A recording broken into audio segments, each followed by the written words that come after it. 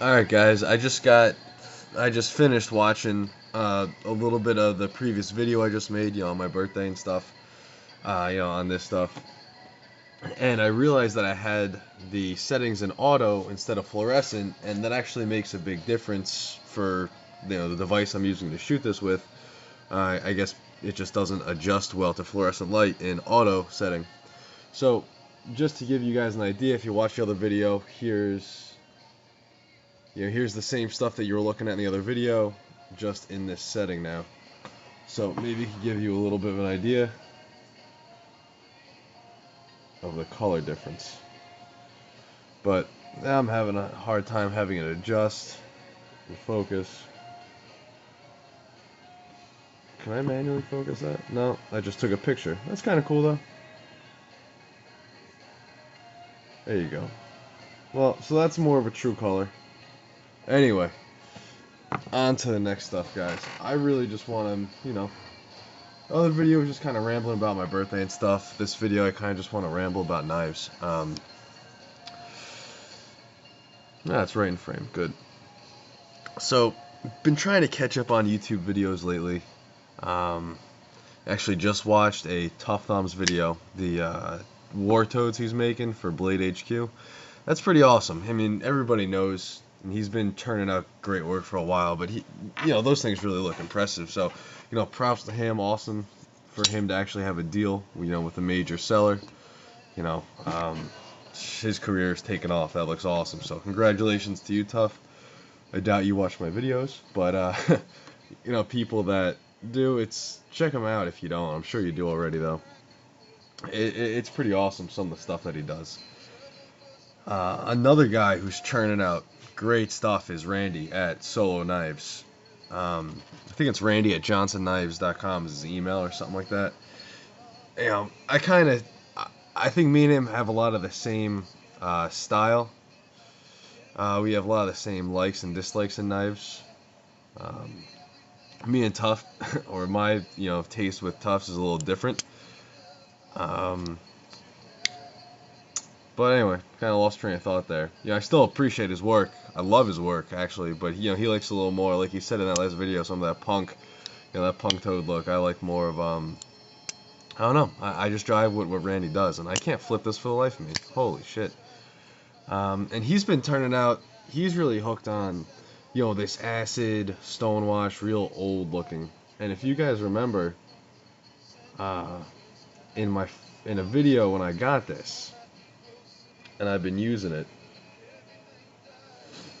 You can see this is real beat up, and I didn't want to send it off to Reeve just because I like the look of this. It looks ancient. It looks old. I mean, I don't think I used the word ancient, but I think he said that, and it's a great term for it. It looks like this thing has been around for hundreds of years, and it just looks good. It looks like stone. So yeah, he's pumping out knives that kind of look like this. He's perfecting this finish as well as other anodizing, which looks fantastic. So just I guess a shout out to him. Sort of just telling you guys to go check him out. For how long he's been, making videos and the quality of the videos that he's been making, I'm surprised that I only see sometimes you only see some of his videos have like 300 views when I think they should have 3,000.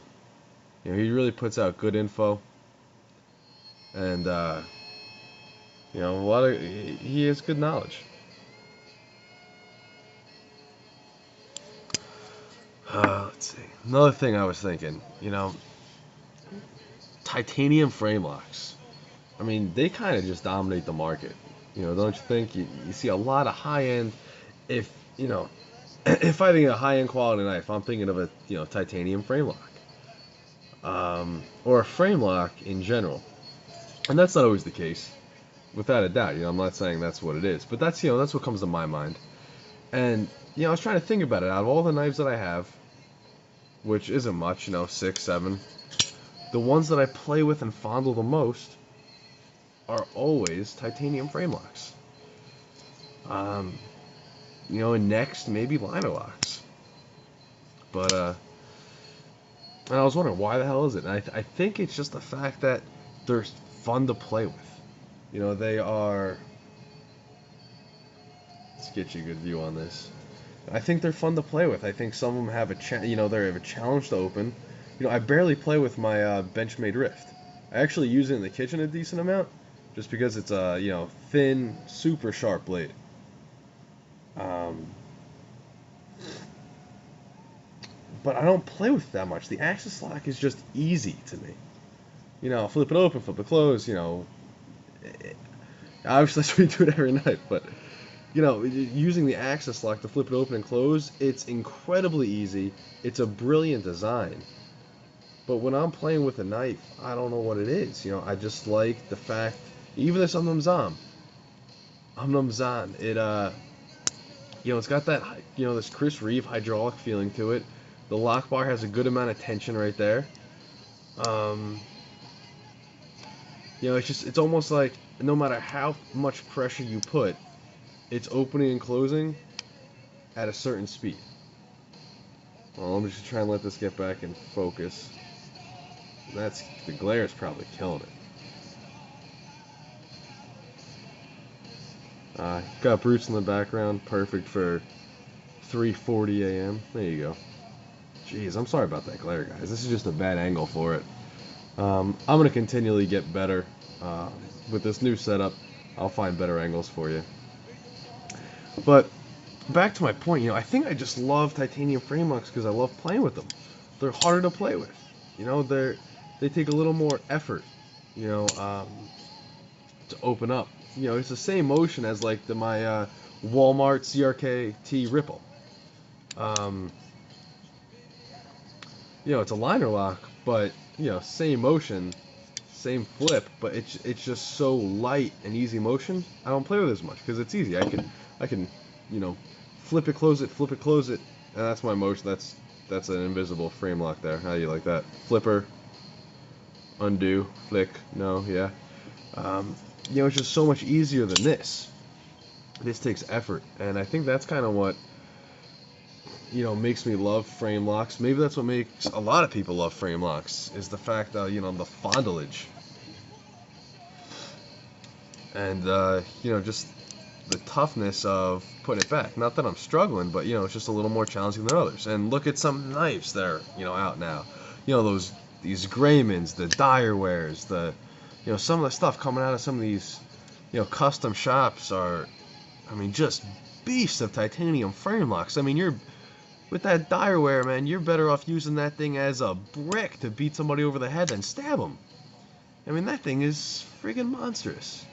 Same with the Graymans. Same with, a Crusader Forge. A lot of knives that, that are out there that I'm just not mentioning. But yeah. So, I don't know what the point to this was, and I appreciate you guys watching who do, because this kind of just drones on for a while. But what my plan to do is next, I'm just going to do videos on the knives that I have, really do updates. It looks like with this camera I can get in pretty close, and it's pretty good. So I'm going to drop this down. I have this propped up so I can show a little farther away. But I'm going to do individual reviews on all my knives, tell you if I've been using them, how I've been using them, and how they look. Because, I haven't gotten any new knives or made too many knife videos, but I haven't stopped using them. And it's been, months. So I'll give you guys an update. Thanks for watching. I don't know what the hell the point of this was. I love titanium frame locks. I think a lot of you guys share that, affinity. And I'm going to buy another titanium frame lock, even though I have 3 of them, over an axis lock, just because I like fondling it more. I like flipping it more than an axis lock. Same thing with my, the one that does come close, I love my paramilitary too. Playing with that compression lock and then having the Spidey hole to have a different way of opening it, being able to flick it like that. This is tough to do. But yeah, I probably said that a lot. Hard angle. I'm going to blame it on the angle, guys. I'm going to blame it on the angle. Here we go. There you go. Yeah, when my collection grows, it's probably going to be with either titanium frame locks or, the Microtech, SOCOM Elite, that's that type of liner, for that integral lock, whatever you want to call it. That's probably what's going to grow because that's just the most fun for me to play with personally. Alright guys, thanks for watching, and I'll see you in the next one.